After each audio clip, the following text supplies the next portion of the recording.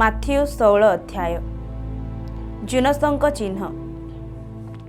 ଫାରୁସୀ ଓ ସାଧୁକୀମାନେ ତାହାଙ୍କ ନିକଟକୁ ଆସି ତାହାଙ୍କୁ ପରୀକ୍ଷା କରିବା ଅଭିପ୍ରାୟରେ ସେମାନଙ୍କୁ ଆକାଶରୁ ଗୋଟିଏ ଚିହ୍ନ ଦେଖାଇବା ପାଇଁ ତାହାଙ୍କୁ ଅନୁରୋଧ କଲେ। କିନ୍ତୁ ଯୀଶୁ ସେମାନଙ୍କୁ ଉତ୍ତର ଦେଲେ, ସନ୍ଧ୍ୟା ସମୟରେ ତୁମ୍ଭେମାନେ କହିଥାଅ, ଭଲ ପାଗ ହେବ, କାରଣ ଆକାଶ ଲାଲ ହୋଇଅଛି। ଆଉ ପ୍ରାନ୍ତକାଳରେ କହିଥାଅ, ଆଜି ଝଡ଼ ହେବ, କାରଣ ଆକାଶ ଲାଲ ଓ ମେଘୁଆ ହୋଇଅଛି। ତୁମ୍ଭେମାନେ ଆକାଶର ଲକ୍ଷଣର ଭେଦାଭେଦ ବୁଝିପାରୁଅଛ, କିନ୍ତୁ କାଳର ଲକ୍ଷଣ ସବୁ ବୁଝିପାରୁନାହ। ଦୁଷ୍ଟ ଓ ବ୍ୟଭିଚାରୀ ବଂଶ ଚିହ୍ନ ଅନ୍ୱେଷଣ କରନ୍ତି, ମାତ୍ର ଜୁନସଙ୍କ ଚିହ୍ନ ବିନା ଅନ୍ୟ କୌଣସି ଚିହ୍ନ ସେମାନଙ୍କୁ ଦିଆଯିବ ନାହିଁ। ପୁଣି ସେ ସେମାନଙ୍କୁ ପରିତ୍ୟାଗ କରି ପ୍ରସ୍ଥାନ କଲେ। ଫାରୁସୀ ଓ ସାଧୁକୀମାନଙ୍କ ଖମୀର। ଶିଷ୍ୟମାନେ ଅନ୍ୟ ପାରିରେ ପହଞ୍ଚି ଦେଖିଲେ ଯେ ସେମାନେ ରୁଟି ନେବାକୁ ପାସୋରି ଯାଇ ଅଛନ୍ତି। ଯୀଶୁ ସେମାନଙ୍କୁ କହିଲେ, ସତର୍କ ହୁଅ, ଫାରୁସୀ ଓ ସାଧୁକୀମାନଙ୍କ ଖମୀର ଠାରୁ ସାବଧାନ ହୋଇଥାଅ।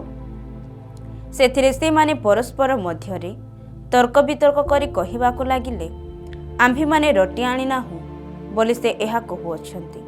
କିନ୍ତୁ ଯୀଶୁ ତାହା ଜାଣି କହିଲେ, ହେ ଅଳ୍ପ ବିଶ୍ୱାସୀମାନେ, ତୁମ୍ଭମାନଙ୍କ ପାଖରେ ରୁଟି ନାହିଁ ବୋଲି କାହିଁକି ପରସ୍ପର ତର୍କ ବିତର୍କ କରୁଅଛ? ତୁମ୍ଭେମାନେ କ'ଣ ଏପର୍ଯ୍ୟନ୍ତ ବୁଝୁନାହ? ଅବା ସେହି 5,000 ଲୋକଙ୍କ 5ଟି ରୁଟି ଆଉ କେତେ ଟକାଇ ଉଠାଇଲ? କିମ୍ବା ସେହି 4,000 ଲୋକଙ୍କ 7ଟି ରୁଟି ପୁଣି କେତେ ବେତା ଉଠାଇଲ? ସେହିସବୁ କି ତୁମ୍ଭମାନଙ୍କର ସ୍ମରଣ ନାହିଁ? ମୁଁ ଯେ ତୁମ୍ଭମାନଙ୍କୁ ରୁଟି ବିଷୟରେ କହିନଥିଲି, ଏହା କିପରି ବୁଝୁନାହ? କିନ୍ତୁ ଫାରୁସୀ ଓ ସାଧୁକୀମାନଙ୍କ ଖମୀର ବିଷୟରେ ସାବଧାନ ହୋଇଥାଅ। ଯୀଶୁ ଯେ ରୁଟିର ଖମୀର ଠାରୁ ସାବଧାନ ହୋଇ ରହିବା ପାଇଁ ନ କହି ଫାରୁସୀ ଓ ସାଧୁକୀମାନଙ୍କ ଶିକ୍ଷାରୁ ସାବଧାନ ହୋଇ ରହିବା ପାଇଁ ସେମାନଙ୍କୁ କହିଥିଲେ, ଏହା ସେମାନେ ସେତେବେଳେ ବୁଝିଲେ। ଯୀଶୁଖ୍ରୀଷ୍ଟ ରୂପେ ପିତରଙ୍କ ସ୍ୱୀକାର। ପରେ ଯୀଶୁ କାଇସରିଆ ଫିଲିପ ଅଞ୍ଚଳକୁ ଆସି ଆପଣା ଶିଷ୍ୟମାନଙ୍କୁ ପଚାରିବାକୁ ଲାଗିଲେ, ମନୁଷ୍ୟ ପୁତ୍ର କିଏ ବୋଲି ଲୋକେ କ'ଣ କହନ୍ତି? ଏଥିରେ ସେମାନେ କହିଲେ, କେହି କେହି କହନ୍ତି ବାପ୍ତିଜକ ଜୋହନ, କେହି କେହି ଏଲିୟ, ଆଉ କେହି କେହି ଜିରିମିୟ ଅବା ଭାବବାଦୀମାନଙ୍କ ମଧ୍ୟରୁ ଜଣେ। ସେ ସେମାନଙ୍କୁ ପଚାରିଲେ, କିନ୍ତୁ ମୁଁ କିଏ ବୋଲି ତୁମ୍ଭେମାନେ କ'ଣ କହୁଅଛ? ସିମୋନ ପିତର ଉତ୍ତର ଦେଲେ, ଆପଣ ଖ୍ରୀଷ୍ଟ, ଜୀବନ୍ତ ଈଶ୍ୱରଙ୍କ ପୁତ୍ର। ଏଥିରେ ଯୀଶୁ ତାଙ୍କୁ ଉତ୍ତର ଦେଲେ, ହେ ଜୁନସର ପୁତ୍ର ସିମୋନ, ତୁମ୍ଭେ ଧନ୍ୟ, କାରଣ ମନୁଷ୍ୟ ତୁମ୍ଭ ନିକଟରେ ଏହା ପ୍ରକାଶ କରିନାହିଁ, ବରଂ ମୋହର ସ୍ୱର୍ଗସ୍ଥ ପିତା ଏହା ପ୍ରକାଶ କରିଅଛନ୍ତି। ଆଉ ମୁଁ ମଧ୍ୟ ତୁମ୍ଭକୁ କହୁଅଛି, ତୁମ୍ଭେ ପିତର, ପୁଣି ଏହି ପଥର ଉପରେ ମୁଁ ଆପଣା ମଣ୍ଡଳୀ ତୋଳିବି, ଆଉ ନରକର ବଳ ତାହାକୁ ପରାଜୟ କରିବ ନାହିଁ। ମୁଁ ତୁମ୍ଭକୁ ସ୍ୱର୍ଗରାଜ୍ୟର କଞ୍ଜି ଦେବି, ଆଉ ତୁମ୍ଭେ ପୃଥିବୀରେ ଯାହା କିଛି ବନ୍ଦ କରିବ, ସ୍ୱର୍ଗରେ ତାହା ବନ୍ଦ ରହିବ, ପୁଣି ପୃଥିବୀରେ ଯାହା କିଛି ମୁକ୍ତ କରିବ, ସ୍ୱର୍ଗରେ ତାହା ମୁକ୍ତ ରହିବ। ସେତେବେଳେ ସେ ଯେ ଖ୍ରୀଷ୍ଟ ଅଟନ୍ତି, ଏହା କାହାକୁ ନ କହିବା ପାଇଁ ସେ ଶିଷ୍ୟମାନଙ୍କୁ ଦୃଢ଼ ଆଜ୍ଞା ଦେଲେ। ନିଜ ମୃତ୍ୟୁ ଏବଂ ଉତ୍ଥାନ ବିଷୟରେ ଯୀଶୁଙ୍କ ସୂଚନା। ସେହି ସମୟଠାରୁ ଯୀଶୁଖ୍ରୀଷ୍ଟ ଆପଣା ଶିଷ୍ୟମାନଙ୍କୁ ବୁଝାଇବାକୁ ଲାଗିଲେ ଯେ ତାହାଙ୍କୁ ଅବଶ୍ୟ ଜେରୁସାଲେମକୁ ଯିବାକୁ ହେବ ଏବଂ ପ୍ରାଚୀନ, ପ୍ରଧାନ ଯାଜକ ଓ ଶାସ୍ତ୍ରୀମାନଙ୍କ ହସ୍ତରୁ ବହୁତ ଦୁଃଖ ଭୋଗ କରି ହତ ହେବାକୁ ହେବ, ପୁଣି ତୃତୀୟ ଦିବସରେ ଉତ୍ଥିତ ହେବାକୁ ହେବ। ସେଥିରେ ପିତର ତାହାଙ୍କୁ ଗୋଟିଏ ପାଖକୁ ଘେନିଯାଇ ଅନୁଯୋଗ କରି କହିବାକୁ ଲାଗିଲେ, ହେ ପ୍ରଭୁ, ଈଶ୍ୱର ଆପଣଙ୍କୁ ଦୟା କରନ୍ତୁ, ଏହା ଆପଣଙ୍କ ପ୍ରତି କେବେ ହେ ନ ଘଟୁ। କିନ୍ତୁ ଯୀଶୁ ବୁଲିପଡ଼ି ପିତରଙ୍କୁ କହିଲେ, ମୋ ଆଗରୁ ଦୂର ହୁଅ ଶୟତାନ, ତୁମ୍ଭେ ମୋହର ବିଘ୍ନ ସ୍ୱରୂପ, କାରଣ ତୁମ୍ଭେ ଈଶ୍ୱରଙ୍କ ବିଷୟ ନ ଭାବି ମନୁଷ୍ୟର ବିଷୟ ଭାବୁଅଛ। ଯୀଶୁଙ୍କ ଅନୁଗମନକାରୀ ହେବାର ଅର୍ଥ। ସେତେବେଳେ ଯୀଶୁ ଆପଣା ଶିଷ୍ୟମାନଙ୍କୁ କହିଲେ, କେହି ଯେବେ ମୋହର ଅନୁଗାମୀ ହେବାକୁ ଇଚ୍ଛା କରେ, ତେବେ ସେ ଆପଣାକୁ ଅସ୍ୱୀକାର କରୁ, ପୁଣି ଆପଣା କ୍ରୁଶ ଘେନି ମୋହର ଅନୁଗମନ କରୁ। କାରଣ जे केही आपण जीवन रक्षा करने को इच्छा करे से ताहा हराइब, किंतु जे केही मो निमंते आपण जीवन हराइब से ताहा प्राप्त हेब। आ मनुष्य जेबे समस्त जगत लाभ करी आपण जीवन हराए तेबे ताहार कि लाभ हेब? किंबा मनुष्य आपण जीवन बदल रे कौन देब? पुणी मनुष्य पुत्र अपना पितांक महिमारे निज दूतमानक सहित आगमन करिवे एवं सेतेबेले से प्रत्येक लोकंकु ताहार कर्म अनुसार फल देबे। मु तुम्भमानंकु सत्य कहुअछि, मनुष्य पुत्रंकर अपना राज्य रे आगमन न देखिबा पर्यंत एठारे ठिया होइथिबा लोकमानक मध्यरु केतेक कौनसी प्रकारे मृत्युर आस्वाद पाइबे नाही। माथियु 17 अध्याय। जीसुंको रूपांतर। 6 दिन परे जीसु पितर व जाकुब व तांको भाई मानंकु जहनंक सांगरे घेनी अंतर होई से मानंकु गोटे उच्च पर्वत को नहीं गले। आउ से मानंको साक्षातरे रूपांतरित हेले। ताहांकर मुख सूर्य परि उज्ज्वल व ताहांक वस्त्र आलोक परि शुभ्रवर्ण हेला। पुणी देख मशा व एलियट ताहांक सहित कथाबार्ता करुथिबा से मानंकु देखागला। सेथिरे पितर जीसुंकु उत्तर देले, हे प्रभु, आम्भे माने जे स्थान रे अछु एहा उत्तम। आपणकर इच्छा हेले मु एठारे 3टी कुटीर निर्माण करिबि, आपणक पई गटिए, मोसांक पई गटिए व एलियंक पई गटिए। से एही कथा कहू कहू देख खंडे मेघ से मानंकु आच्छादन कला। आ देख सेही मेघरो एही बाणी हेला, ए आंभर पुत्र, एहांकठारे आंभर परम संतोष। एहा शुणी शिष्य माने मुह माड़ी पड़गले व अतिशय भीत हेले। सेथिरे जीसु आसी सेमानकु स्पर्श करी कहिले, उठ, भय कर नाही।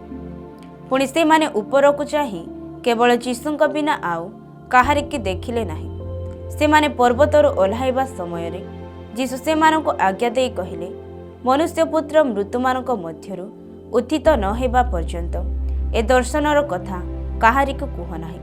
पुणी शिष्य माने ताहांको पचारले, तेबे शास्त्री माने काहीके कहंती जे प्रथम रे अवश्य एलियंकर आगमन हेब? से उत्तर देले, एलिय आसी समस्त विषय पुनस्थापन करिबा कथा सत, किंतु मु तुम्भमानंकु कहुअछि, एलिय तो आसी सारिलेनि, मात्र लोक ताहाकु न चिन्हि जाहा इच्छा ताहा ही ताहांक प्रति करिअछंती।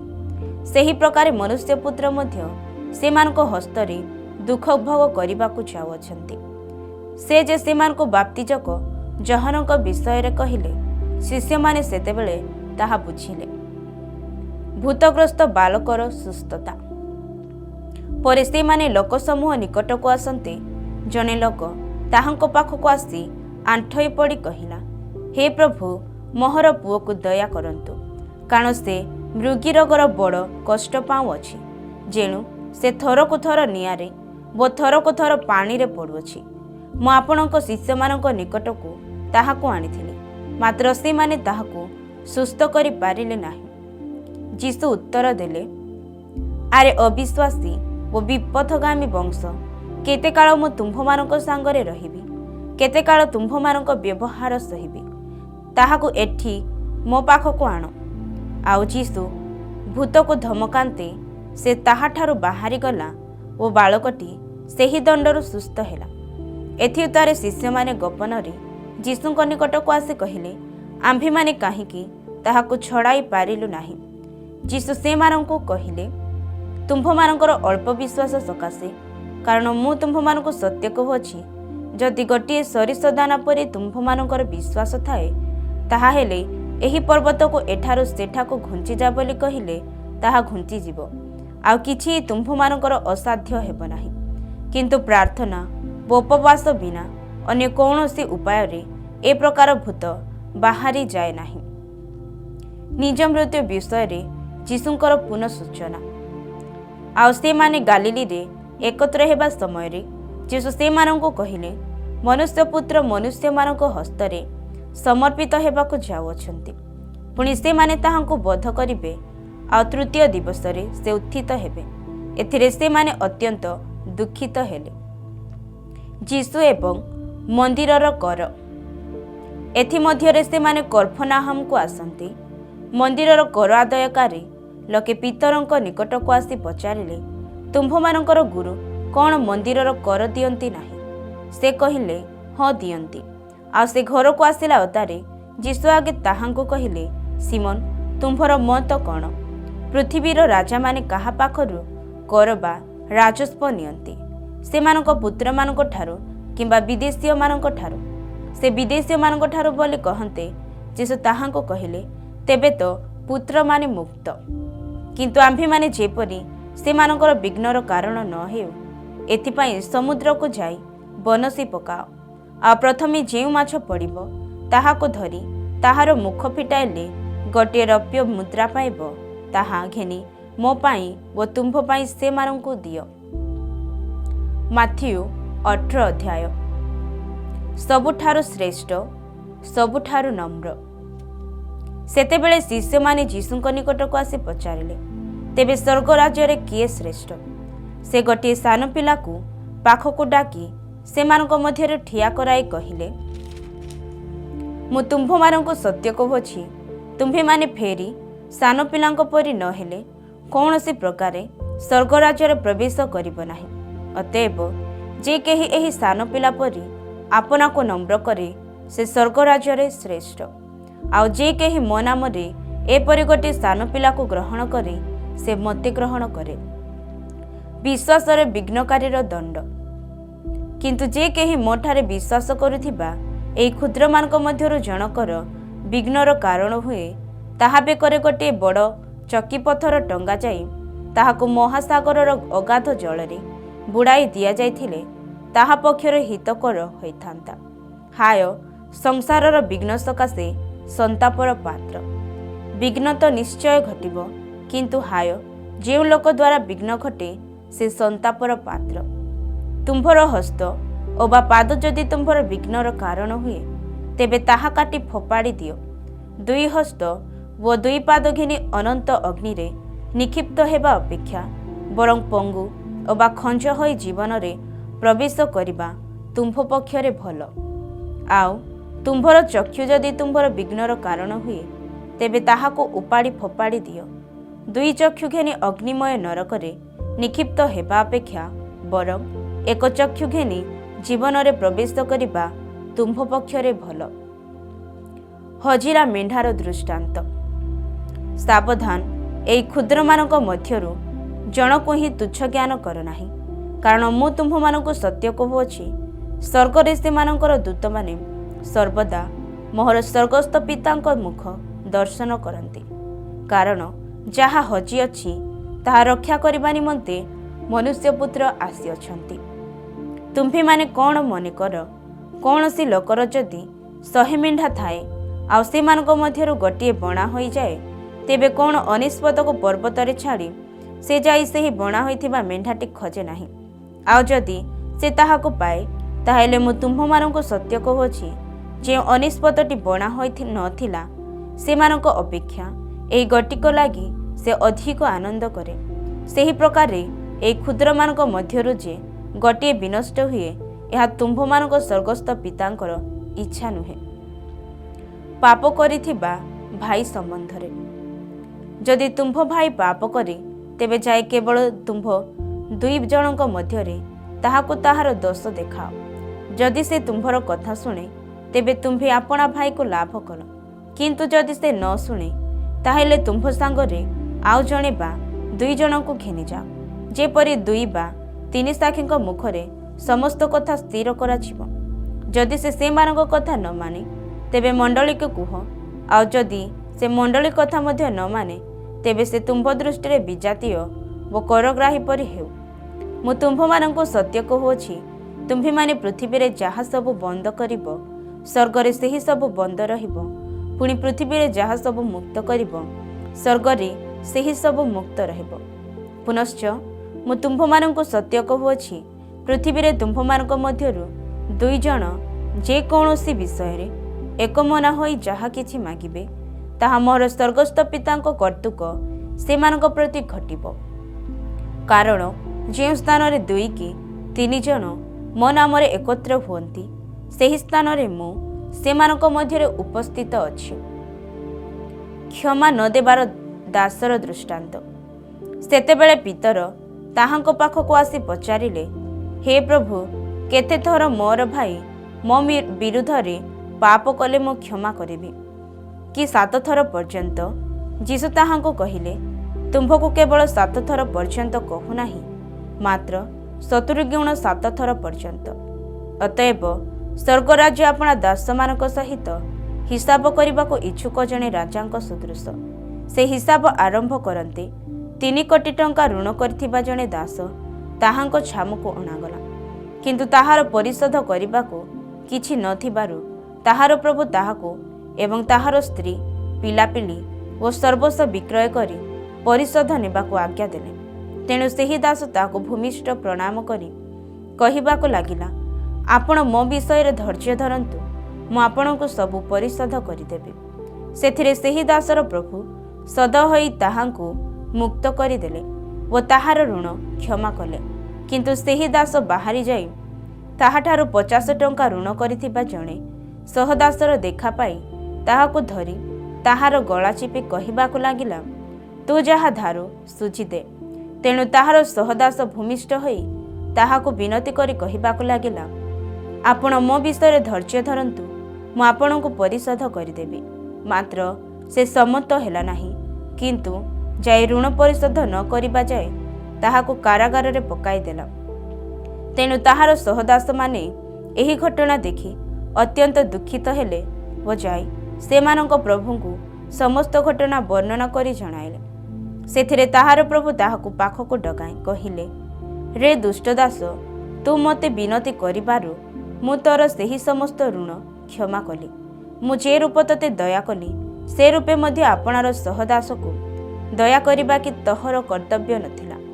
ଆଉ ତାହାର ପ୍ରଭୁ କ୍ରୁଦ୍ଧ ହୋଇ ସମସ୍ତ ଋଣ ପରିଶୋଧ ନ କରିବା ପର୍ଯ୍ୟନ୍ତ ତାହାକୁ ଯନ୍ତ୍ରଣା ଦେବା ଲୋକମାନଙ୍କ ହସ୍ତରେ ସମର୍ପଣ କଲେ। ତୁମ୍ଭେମାନେ ପ୍ରତ୍ୟେକ ଜଣ ଯଦି ଅନ୍ତର ସହ ଆପଣା ଆପଣା ଭାଇକି କ୍ଷମା ନ କର, ତାହା ହେଲେ ମୋହର ସ୍ୱର୍ଗସ୍ଥ ପିତା ହିଁ ତୁମ୍ଭମାନଙ୍କ ପ୍ରତି ସେହି ପ୍ରକାର କରିବେ। ମାଥିଉ 19 ଅଧ୍ୟାୟ। ଛାଡ଼ପତ୍ର ସମ୍ପର୍କରେ ଯୀଶୁଙ୍କର ଶିକ୍ଷା। ଯୀଶୁ ଏହି ସମସ୍ତ କଥା ସମାପ୍ତ କଲାଉତାରେ ଗାଲିଲରୁ ପ୍ରସ୍ଥାନ କରି ଜର୍ଦ୍ଦନ ପରପାର ଦେଇ ଜିହୁଦାର ସୀମାରେ ଉପସ୍ଥିତ ହେଲେ। ପୁଣି ବହୁ ସଂଖ୍ୟକ ଲୋକ ତାହାଙ୍କ ପଛେ ପଛେ ଗଲେ, ଆଉ ସେ ସେଠାରେ ସେମାନଙ୍କୁ ସୁସ୍ଥ କଲେ। ଇତିମଧ୍ୟରେ ଫାରୁସୀମାନେ ତାହାଙ୍କ ନିକଟକୁ ଆସି ତାହାଙ୍କୁ ପରୀକ୍ଷା କରି ପଚାରିଲେ, ଯେ କୌଣସି କାରଣରୁ ଆପଣା ସ୍ତ୍ରୀକି ପରିତ୍ୟାଗ କରିବା କ'ଣ ନ୍ୟାୟ ସଙ୍ଗତ? ସେ ଉତ୍ତର ଦେଲେ, ତୁମ୍ଭେମାନେ କ'ଣ ପାଠ କରିନାହ ଯେ ସୃଷ୍ଟିକର୍ତ୍ତା ଆଦ୍ୟରୁ ସେମାନଙ୍କୁ ପୁରୁଷ ଓ ସ୍ତ୍ରୀ କରି ସୃଷ୍ଟି କଲେ? ଆଉ କହିଲେ, ଏହି କାରଣ ପୁରୁଷ ପିତାମାତାଙ୍କୁ ପରିତ୍ୟାଗ କରି ନିଜ ସ୍ତ୍ରୀଠାରେ ଆସକ୍ତ ହେବ, ଆଉ ସେ ଦୁହେଁ ଏକାଙ୍ଗ ହେବେ। ଏଣୁ ସେମାନେ ଆଉ ଦୁଇ ନୁହନ୍ତି, କିନ୍ତୁ ଏକାଙ୍ଗ ଅଟନ୍ତି। ଅତଏବ ଈଶ୍ୱର ଯାହା ସଂଯୁକ୍ତ କରିଅଛନ୍ତି, ମନୁଷ୍ୟ ତାହା ବିଭିନ୍ନ ନ କରୁ। ସେମାନେ ତାହାଙ୍କୁ ପଚାରିଲେ, ତେବେ ମୂଷା କାହିଁକି ତ୍ୟାଗପତ୍ର ଦେଇ ସ୍ତ୍ରୀକି ପରିତ୍ୟାଗ କରିବା ନିମନ୍ତେ ଆଜ୍ଞା ଦେଲେ? ସେ ସେମାନଙ୍କୁ କହିଲେ, କାରଣ ତୁମ୍ଭମାନଙ୍କ ହୃଦୟର କଠିନତା ଦେଖି ମୂଷା ତୁମ୍ଭମାନଙ୍କୁ ଆପଣା ଆପଣା ସ୍ତ୍ରୀକି ପରିତ୍ୟାଗ କରିବାକୁ ଅନୁମତି ଦେଲେ, କିନ୍ତୁ ଆଦ୍ୟରୁ ସେପରି ନଥିଲା। ମାତ୍ର ମୁଁ ତୁମ୍ଭମାନଙ୍କୁ କହୁଅଛି, ଯେ କେହି ଆପଣା ସ୍ତ୍ରୀକି ବ୍ୟଭିଚାର ଦୋଷ ବିନା ଅନ୍ୟ କାରଣରୁ ପରିତ୍ୟାଗ କରି ଅନ୍ୟକୁ ବିବାହ କରେ, ସେ ବ୍ୟଭିଚାର କରେ। ଶିଷ୍ୟମାନେ ତାହାଙ୍କୁ କହିଲେ, ସ୍ତ୍ରୀ ସହିତ ମନୁଷ୍ୟର ଯଦି ଏହି ପ୍ରକାର ସମ୍ବନ୍ଧ, ତେବେ ବିବାହ କରିବାର ଭଲ ନୁହେଁ। କିନ୍ତୁ ସେ ସେମାନଙ୍କୁ କହିଲେ, ସମସ୍ତେ ଏହି କଥା ଗ୍ରହଣ କରିପାରନ୍ତି ନାହିଁ, କେବଳ ଯେଉଁମାନଙ୍କୁ କ୍ଷମତା ଦିଆଯାଇଅଛି ସେମାନେ କରିପାରନ୍ତି। କାରଣ କେହି କେହି ମାତାର ଗର୍ଭରୁ ନପୁଂସକ ହୋଇ ଜନ୍ମ ହୋଇଅଛନ୍ତି, ଆଉ କେହି କେହି ମନୁଷ୍ୟମାନଙ୍କ ଦ୍ୱାରା ନପୁଂସକ କରାଯାଇଅଛନ୍ତି। ପୁଣି ଆଉ କେହି କେହି ସ୍ୱର୍ଗରାଜ୍ୟ ସକାଶେ ଆପଣା ଆପଣାକୁ ନପୁଂସକ କରିଅଛନ୍ତି। ଯେଉଁ ଲୋକ ଗ୍ରହଣ କରିପାରେ ସେ ଗ୍ରହଣ କରୁ। ଶିଶୁପ୍ରିୟ ଯୀଶୁ।